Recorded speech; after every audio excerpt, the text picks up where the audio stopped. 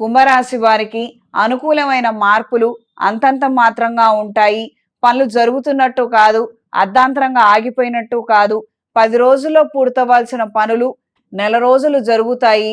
వస్తామన్న వాళ్ళు రారు, రారనుకున్న వాళ్ళు రావటము, ఈ రకమైనటువంటి మార్పులు సంభవిస్తాయి. వీటి ద్వారా ప్రయోజనాలను దక్కించుకునే ఆలోచనలు సఫలీకృతమవుతాయి. దీర్ఘ ఆలోచనలు ఎక్కువగా ఉంటాయి. దీర్ఘకాలికమైనటువంటి సమస్యల నుండి బయటపడడానికి మీరు చేసే ప్రయత్నాలు అంతంత మాత్రంగానే ఉంటాయి. భార్యాభర్తల మధ్య సఖ్యత లోపించే ప్రమాదం ఉంది. అప్రమత్తంగా ఉండండి. ఎన్నో ఆటుపోట్లు ఎదుర్కొన్నాము, ఎన్నో సమస్యలు మనం చూసాము. ఇప్పుడు ఏవైతే పరిస్థితులు ఉన్నాయో ఇవి కూడా మనం దాటగలుగుతాము. ఎటొచ్చి సునాయాసంగా దాటలేము. కాస్తంత కష్టపడాలి, ఎంతగానో శ్రమించాలి, అంత మాత్రమే. ఇవి కూడా మనం దాటగలుగుతాము. ఇందులో కూడా మనం నెగ్గగలుగుతాము. విజయ పతాకం ఎగరవేయగలుగుతాము. ఈ విషయాన్ని మాత్రం ఎప్పుడూ మర్చిపోవద్దు. తాత్కాలికంగా నష్టం వచ్చింది, వ్యాపార స్థలం మార్చాము, మన స్థలాల మీద వేరే వాళ్ళ ఆధిపత్యం ఉంది, ఈ రకమైనటువంటి సమస్యలు ఉన్నప్పటికీ ఏదో ఒక మార్గం ద్వారా ఖచ్చితంగా మనం బయటపడగలుగుతాము. ఈ విషయాన్ని నమ్మి గ్రహించండి. ప్రతిరోజు శని సప్తనామావళిని 9 మార్లు పఠించండి. తద్వారా అనుకూలమైన మార్పులు ఏర్పడతాయి. ఈ వారం స్త్రీలకు అనుకున్న కార్యక్రమాలలో స్వల్పమైన పురోగతిని సాధించగలుగుతారు.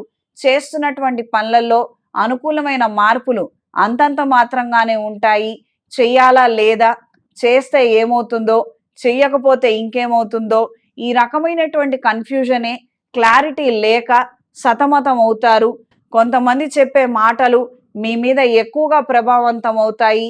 భార్యాభర్తల మీద, మీ యొక్క అనురాగం మీద, మీ యొక్క దాంపత్య జీవితం మీద వేరే వాళ్ళ సలహాలు, సూచనలు, మాటలు ఎట్టి పరిస్థితుల్లో వినద్దు. మీరే నిర్ణయం తీసుకున్నా అది మీ సొంత నిర్ణయం అయి ఉండాలి. ఇది గ్రహించి మెలగండి. ఎన్నో రకాల యాప్స్ ఉన్నాయి కల్పితమైనటువంటి సృష్టించడానికి. తద్వారా మోసపోయి మీ కుటుంబాన్ని మీరే పాడు చేసుకునే ప్రమాదాలు ఉన్నాయి. అప్రమత్తంగా ఉండండి. ఏ విషయమైనా, వ్యవహారమైనా 1కి 4 సార్లు ఆలోచించి పెద్దల సమక్షంలో మంచి నిర్ణయం తీసుకోండి. తొందరపడి మాత్రం ఎట్టి పరిస్థితుల్లో నిర్ణయాలు తీసుకోవద్దు. వ్యాపార నిమిత్తం చేసే ప్రయత్నాలు అనుకూలంగా ఉంటాయి. వ్యాపార విస్తరణ కోసం చేసే ప్రయత్నాలు అనుకూలిస్తాయి. ఈ వారం కుంభరాశి వారికి కలిసొచ్చే రంగు తెలుపు, కలిసొచ్చే దిక్కు ఉత్తరం, కలిసొచ్చే సంఖ్య 6. ప్రతిరోజు ప్రతినిత్యం ఆదిత్య హృదయాన్ని, ఇంద్రాణి స్తోత్రాన్ని క్రమం తప్పకుండా చదవండి. శత్రువులు అధికంగా ఉండి సతమతమవుతున్న పరిస్థితులు ఉన్నట్లయితే మన్యుపాశ్వత హోమాన్ని జరిపించండి. మెడలో కాలభైరవ రూపు, కౌముదిని ధరించండి. ప్రతిరోజు ప్రతినిత్యం ఆదిత్య హృదయాన్ని పఠించండి. దీర్ఘకాలికమైనటువంటి అనారోగ్యాలతో బాధపడుతున్న వారు సౌరపాశ్వత హోమాన్ని ఏదైనా శైవ క్షేత్రంలో జరిపించండి. చేతికి సౌర కంకణాన్ని ధరించండి. ఇంట్లోనూ వ్యాపార ప్రదేశాల్లోనూ కప్పు సాంబ్రాణి దైవికం పొడితో ధూపం వేయండి. మంగళవారము, శుక్రవారము, ఆదివారము లక్ష్మీతామర ఒత్తులతో దీపారాధన చెయ్యండి. మిగతా రోజుల్లో ఓం నమః శివాయ ఒత్తులతో దీపారాధన చెయ్యండి.